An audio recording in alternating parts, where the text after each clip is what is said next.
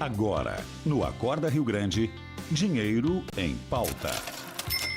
Com Jonas Schwingel, do canal Seja um Holder.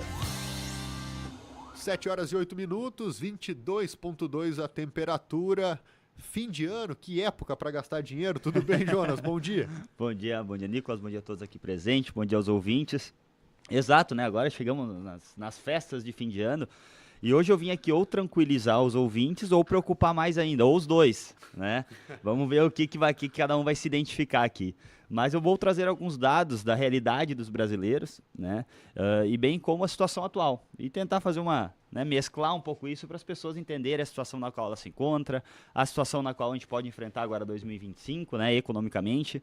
Então, acho que as pessoas vão se identificar. Muitas, e aí a questão de tranquilidade é justamente isso, né? Daqui a pouco elas vão entender, eu tô na média do brasileiro, mas a preocupação é que a média do brasileiro não é boa, então tem os dois lados aí da moeda, né? Então, pessoal, alguns dados pra gente entender qual é a situação real hoje das famílias aqui, né? Então, hoje a gente vai pegar quase 80% das famílias brasileiras estão endividadas. Tá? E mais de 70% das famílias não praticam consumo consciente. O que quer dizer isso, não praticar consumo consciente? É gastar com coisas supérfluas, gastar dinheiro que não tem, gastar com coisas que não precisa. E muitas das vezes isso acontece, pessoal, por algo que a gente... muitas vezes a gente quer fazer para mostrar para outras pessoas. Por exemplo, a gente quer antecipar sonhos. A gente quer ter aquele carro bacana para mostrar para o vizinho, para postar no Instagram, né? A gente vive num mundo digital onde é muito bonito tudo que a gente enxerga, né? A gente vê lá no digital o palco de todo mundo, quer comparar com o nosso bastidor. Então a gente vê aquela pessoa, aquela família, enfim, que comprou um carro bacana, aquela família que está fazendo uma viagem bacana, e a gente quer aquilo para nós. É óbvio que a gente quer aquilo para nós também. Só que muitas vezes a gente não percebe que a gente só está vendo coisas boas dos outros e quer comparar com a nossa situação atual. Então, ter essa racionalidade, entender a sua situação atual, entender que daqui a pouco, nesse primeiro momento, não é interessante trocar de carro. Nesse primeiro momento, não é interessante se endividar para ter uma casa maior. Nesse primeiro momento, não é interessante se endividar para tirar férias. Essa consciência tem que ter. Por quê? Porque a gente vive um cenário desafiador. Tá? A gente vive uma instabilidade aqui no Brasil, política, econômica e fiscal.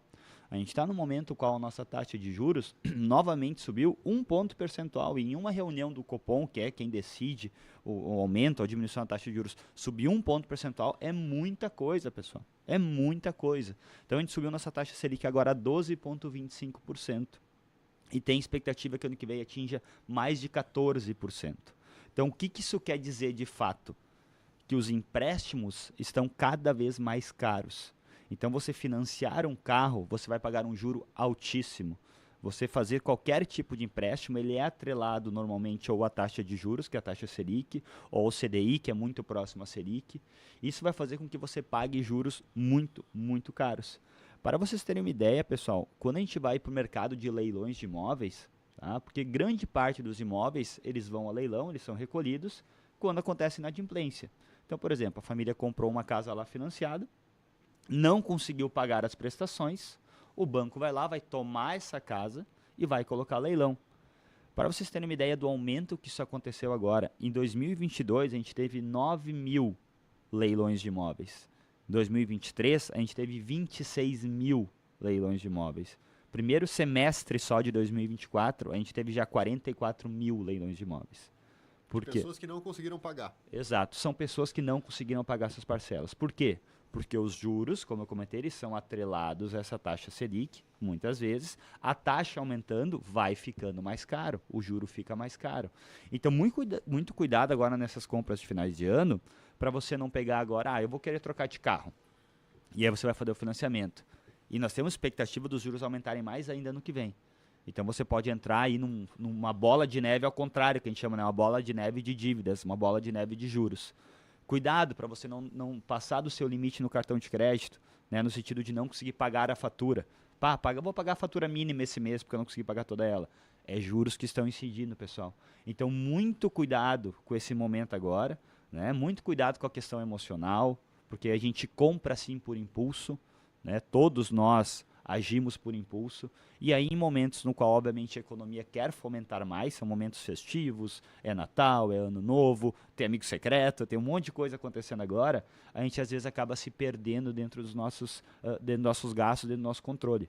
Então, muito cuidado com isso. A gente está num cenário que já está complicado e se não acontecer nenhuma mudança drástica, né, do ponto de vista econômico, fiscal, enfim, a gente vai atravessar um 2025 extremamente desafiador. Então, é importante que a gente tenha controle nesse momento.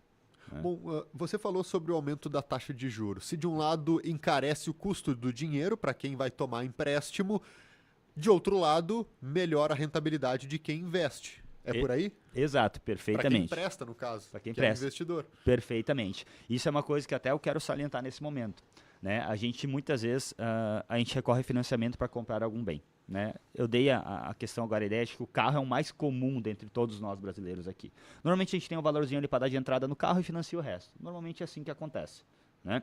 Ou dá na troca. Ou dá na troca, enfim. Isso aí. Então talvez esse seja o momento, como o Nicolas falou, se a gente está no momento que o juro é caro para quem vai tomar, é um momento que para quem vai investir esse dinheiro e vai guardar, vai receber um juro muito legal também.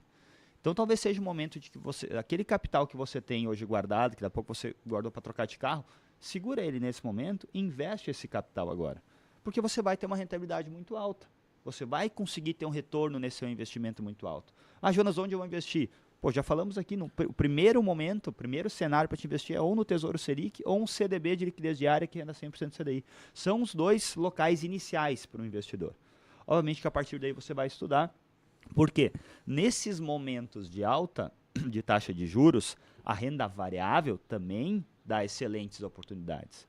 Por exemplo, ontem eu comprei um fundo imobiliário para a carteira do meu filho. Tá? Já falamos aqui que é um fundo imobiliário, mas só salientando, o fundo imobiliário tem a figura de um gestor. Esse fundo tem vários imóveis, pode ser galpões logísticos, pode ser prédios, enfim. Ele aluga esses imóveis, recolhe o aluguel no final do mês, no início do mês, né, e distribui para os seus acionistas, né, para os seus cotistas, para quem comprou lá suas cotas do fundo. Então, por exemplo, nesse cenário de taxa de juros alta, o preço dos fundos imobiliários cai. Então, por exemplo, ali um fundo imobiliário que, somando lá seus imóveis, ele tem 6 imóveis, tá? E os 6 prédios. E os 6 prédios valem 2 bilhões de reais, por exemplo. Ele vai lá e vai emitir cotas no mercado, ou seja, ele vai abrir mão do controle de 100%, por exemplo, desses imóveis, do resultado de aluguel desses imóveis, e vai deixar o Nicolas comprar uma partezinha, o Jonas aqui, todo mundo comprar uma partezinha desse imóvel. Então, por exemplo, esse valor lá saiu ao mercado a R$100. Então, com R$100 tu compra uma cotinha daquele fundo imobiliário e tu recebe uma partezinha daquele aluguel. Então, vamos lá. R$100 é o valor justo, né, que vezes a quantidade de cotas emitidas dá os 2 bilhões de valor de mercado daqueles imóveis. Se eu comprei a R$100, eu vou receber lá 60 centavos por aquela cotinha que eu tenho. Você concorda comigo? Eu invisto R$250 para o meu filho, que com R$250 eu conseguiria comprar 2 cotas. Receberia, então, R$1,10 no mês, né? Porque R$100 cada cota, no máximo com 250 eu compro 2, receberia R$1,10 no mês. Só que, em função desse momento, a cota de 100 ela caiu lá para 70. Então, por exemplo, eu estou comprando um conjunto de imóveis que vale 2 bilhões por 1,4, 1,5 bilhões. A mesma coisa eu ir lá na esquina pegar uma casa que vale 500 mil, pô, estão me vendendo por 350 mil ela. É uma excelente oportunidade, acho que todo mundo concorda comigo. Então, a renda variável apresenta isso.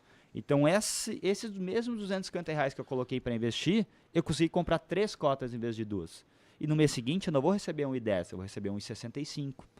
Porque a renda variável apresenta esse cenário também no momento que a taxa de juros está alta. Então, sim, a renda variável tem excelentes oportunidades quando acontece isso, mas, obviamente, a gente não vai entrar num fundo imobiliário, qualquer tipo de ação, sem conhecimento e sem entender. E para quem quer aprender a investir, seja um holder no YouTube e no Instagram. Exato. Valeu, Jonas. Valeu, gente.